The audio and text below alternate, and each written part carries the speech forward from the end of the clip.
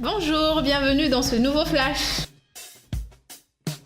C'est une collecte financière obligatoire perçue par l'État pour subvenir aux dépenses publiques comme l'enseignement et la recherche, l'emploi et le travail et la sécurité. Plus précisément, c'est donc ce qui paye les professeurs, le facteur et les pompiers.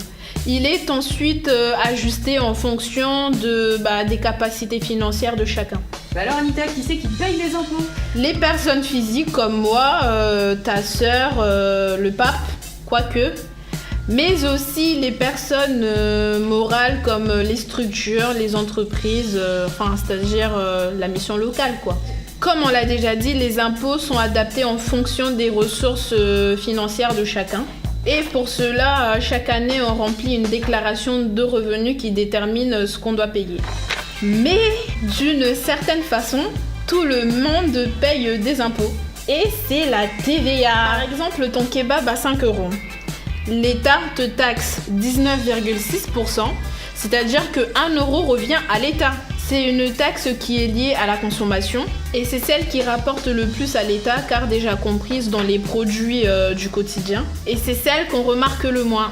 Il existe plusieurs manières de payer ses impôts, comme par exemple le paiement en ligne sur le site du gouvernement jusqu'au 6 juin. Il existe aussi une application sur smartphone pour déclarer ses impôts. En revanche, on ne peut pas directement payer sur cette application. Il existe aussi la traditionnelle fiche de déclaration de revenus.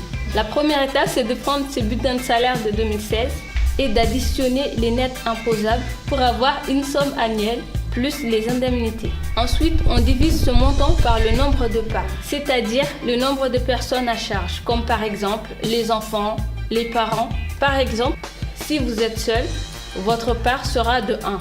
Deuxième étape, on additionne les impositions et on le divise par le nombre de parts. Les conseillers peuvent aussi vous aider à remplir le document ou directement aller voir au service des impôts. L'impôt, certes, c'est long et compliqué, mais il ne faut pas oublier qu'il permet à tout le monde de profiter des aides, des hôpitaux, des services publics comme les routes. Donc, autant prendre du temps une fois dans l'année pour le remplir et profiter tout le reste du temps. Voilà. Comment payer ses impôts, ou communément la douloureuse? Il existe plusieurs moyens de payer ses impôts. On peut payer directement par carte bancaire, par prélèvement automatique ou par chèque qu'on donne directement au guichet des impôts. Heureusement, vous pouvez payer en plusieurs fois si votre situation ne le permet pas et vous pouvez aussi vous faire mensualiser sous condition. On peut également payer en ligne. L'avantage de payer en ligne, c'est qu'il y a certaines informations qui sont déjà pré-remplies. Il vous reste seulement à vérifier quelques points, comme votre situation familiale, votre adresse et les montants pré-remplis. Et vous pouvez aussi, s'il y a des problèmes, les corriger. Ensuite, vous complétez avec les revenus et les charges que vous avez perçues et les réductions ou crédits d'impôt auxquels vous avez droit. N'oubliez pas de signer votre déclaration en ligne pour qu'elle soit prise en compte. L'avantage de payer en ligne, c'est que vous avez un délai supplémentaire par rapport à la déclaration papier. Vous avez aussi des données qui sont déjà pré-remplies, donc c'est un gain de temps. Vous avez aussi une aide de saisie, donc avec les choses qui sont pré-remplies. Et aussi, vous avez un calcul automatique de vos frais kilométriques, donc c'est toujours sympa. Vous disposez aussi d'un mécanisme de report entre vos déclarations annexes et vos déclarations principales. Donc qu'est-ce que c'est l'exonération ? Exonérer vient du latin exonerare qui signifie la décharge d'une obligation ou faire cesser ses onérations. Bref, en gros, tu payes pas d'impôts. Donc l'exonération arrive quand on a un revenu annuel qui ne dépasse pas 9 710 €. Et par exemple, pour les services civiques, vu que ce n'est pas un salaire en soi, c'est pas imposable. Donc vous n'avez pas à déclarer ce que vous avez gagné. Et il y a aussi d'autres exceptions comme les parents isolés par exemple. Revenus exonérés d'impôts.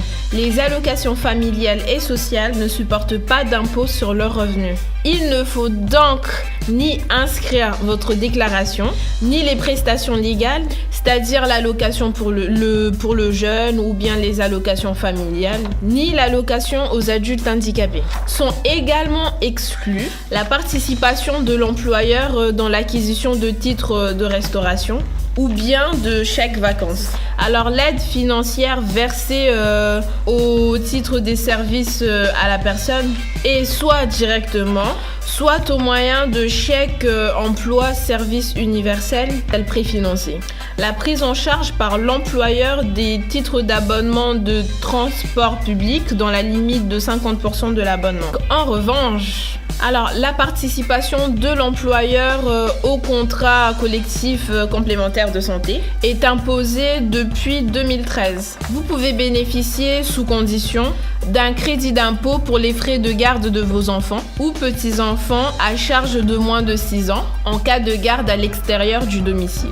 Les grands-parents assumant la charge du ou des petits-enfants de leurs propres enfants, majeurs rattachés à leur foyer fiscal. Conditions liées à l'enfant. L'enfant doit remplir les 2 conditions suivantes. Avoir moins de 6 ans le 1er janvier de l'année d'imposition pour l'imposition des revenus 2015 déclarés en 2016. Il doit être né en 2009 ou après. Il doit être également à votre charge. Conditions liées au mode de garde.